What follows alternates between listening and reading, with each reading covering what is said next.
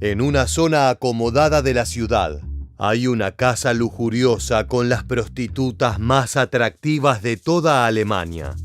A pesar de ser un lugar costoso, sus camas nunca están vacías. Las mujeres, mayormente desnudas, reciben a los hombres con copas de alcohol y palabras libidinosas al oído. Envuelve al sitio un aire de sensualidad, erotismo y peligro.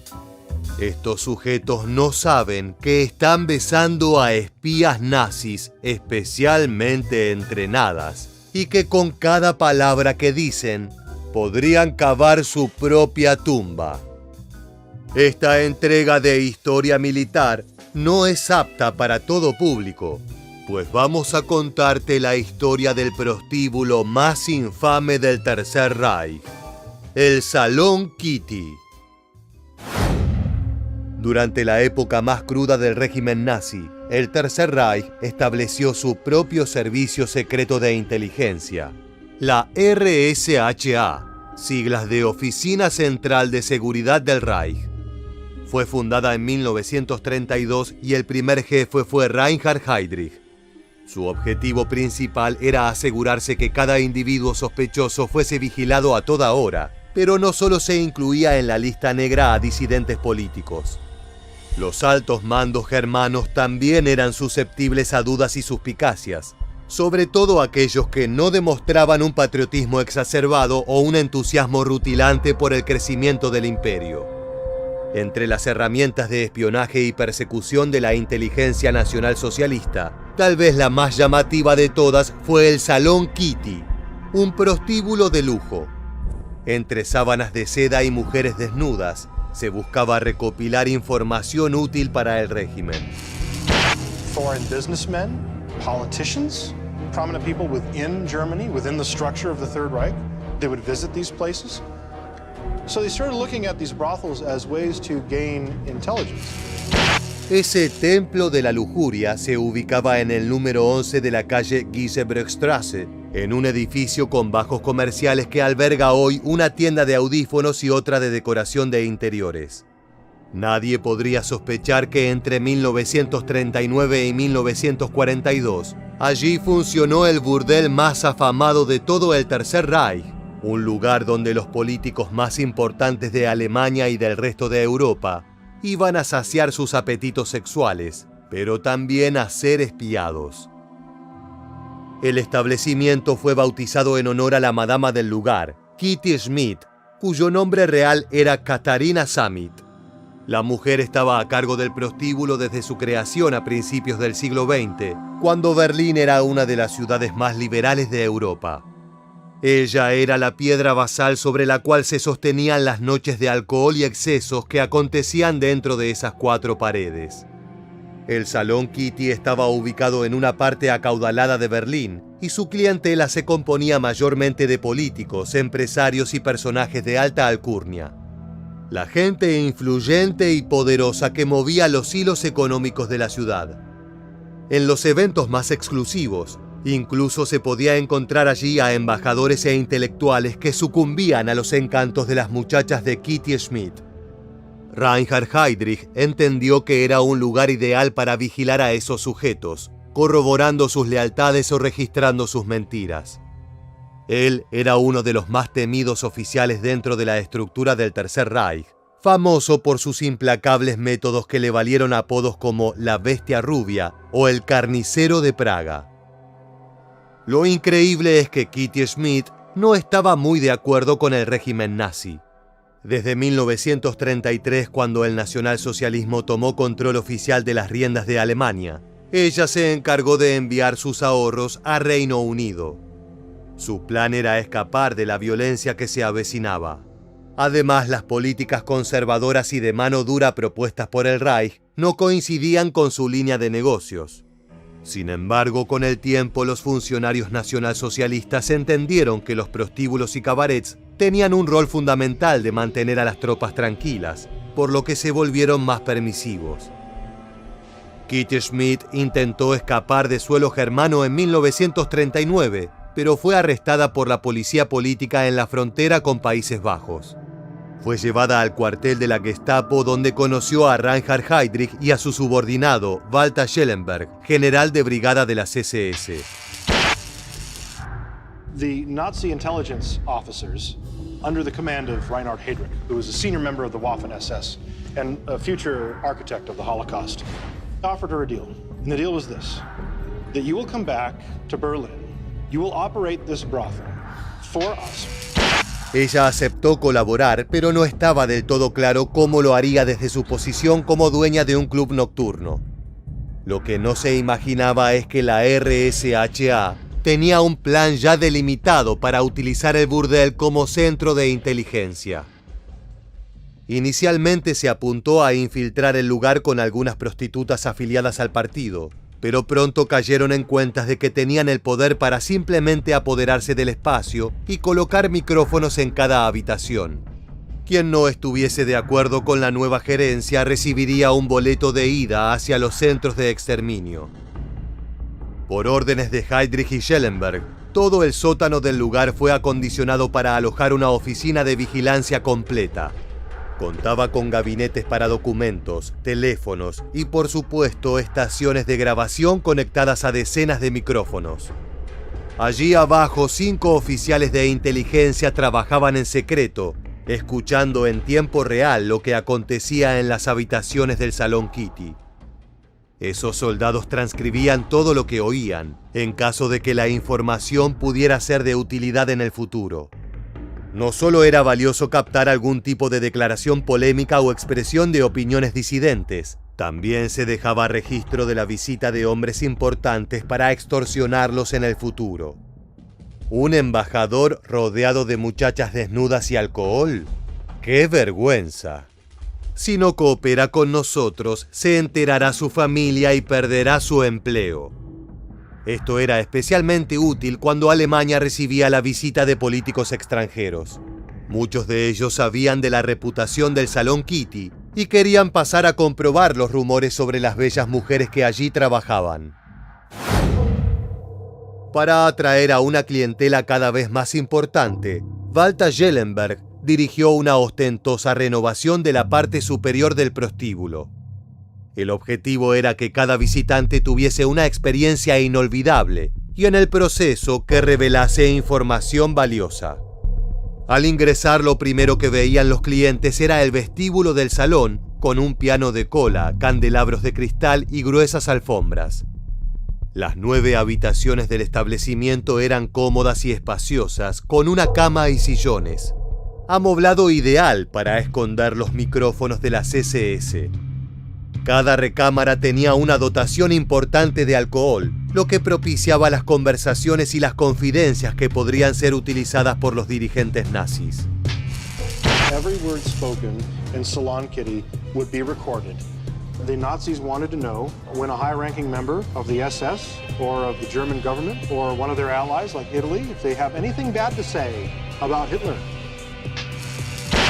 Al mismo tiempo que se modificó toda la parte superior, fue también necesario renovar el staff de Salón Kitty. Esto por 2 motivos principales. Por un lado, el plan requería que el lugar ofreciera a las prostitutas más exclusivas de todo Berlín, mujeres por las cuales los políticos estaban dispuestos a arriesgarse a ser vistos. Por otra parte, el servicio de inteligencia alemán también buscaba meretrices que respondieran a Schellenberg y no a la dueña del establecimiento. Para ello era fundamental emplear a nuevas personas que no tuvieran ningún tipo de lazo de respeto por Kitty Schmidt. Es por eso que durante varios meses del año 1940, una de las actividades principales de la RSHA fue buscar las mujeres jóvenes más atractivas de la ciudad capital para luego entrenarlas en actividades de espionaje. Tenían que ser bellas, inteligentes, hablar múltiples idiomas y tener una opinión favorable del nazismo. Un currículum completo. Para encontrar a las candidatas adecuadas, la policía berlinesa realizó redadas en los prostíbulos más exclusivos de Berlín y se llevó a las meretrices de mayor reputación. Una vez detenidas, se realizaba una entrevista en la cual se determinaba si eran apropiadas para el trabajo. De esta manera, el Estado alemán se transformó en el proxeneta más peligroso del mundo. Una vez que eran aceptadas, las nuevas mujeres del Salón Kitty eran preparadas por los oficiales de las SS y el Servicio de Inteligencia del Tercer Reich para distinguir los diferentes tipos de uniformes militares a simple vista. Era necesario que las chicas pudieran identificar el rango del cliente para evaluar si valía la pena el proceso interrogatorio. Mientras más alta era la jerarquía, más deseable era la información que pudiese proporcionar ese hombre. Además, las prostitutas recibieron una lista de ítems que transformaban a un consumidor en un sospechoso. Entre esos puntos se encontraba su nacionalidad, el motivo de su visita al país, la cantidad de dinero que estaba dispuesto a gastar y la actitud que tomaba cuando se mencionaba al nazismo. Después de cada encuentro, las meretrices debían entregar un reporte sobre el cliente. Lo que no sabían es que dentro de las habitaciones había micrófonos que grababan absolutamente todo. Este era uno de los tantos detalles que no le fueron comunicados a la gerente del establecimiento, la antes mencionada Kitty Schmidt. Si bien ella continuó siendo la cara visible del lugar por motivos de propaganda y popularidad preexistente, los nazis no le informaron sobre ninguno de los métodos empleados.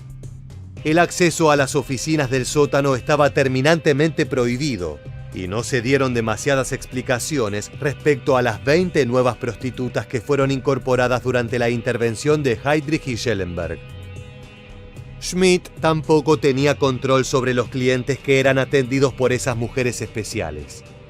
Schellenberg había hecho correr la voz en cócteles frecuentados por diplomáticos, políticos y empresarios, que en el Salón Kitty había nuevas chicas y que para recibir el tratamiento VIP había que presentarse con una clave: vengo de Rotemburgo. Si un hombre llegaba y decía esas palabras, era enviado con las prostitutas nuevas, quienes brindaban un servicio preferencial al módico costo de ser grabados por oficiales de las SS y la Gestapo.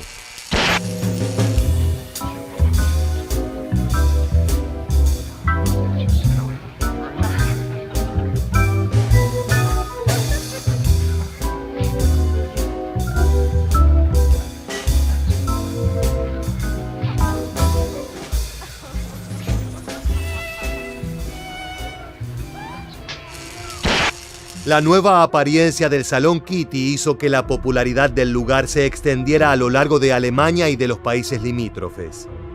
Entre los oficiales nazis de alto rango, era uno de los lugares favoritos para pasar el tiempo libre y gastar el magro sueldo que ofrecía la vida militar. El plan de Heydrich y Schellenberg funcionó de inmediato. En total se registraron unas 25.000 conversaciones que fueron examinadas minuciosamente por los oficiales del sótano. Ellos buscaban por palabras clave, por información que pudiera conectar al cliente con algún tipo de política insurgente o contraria a los ideales del Tercer Reich.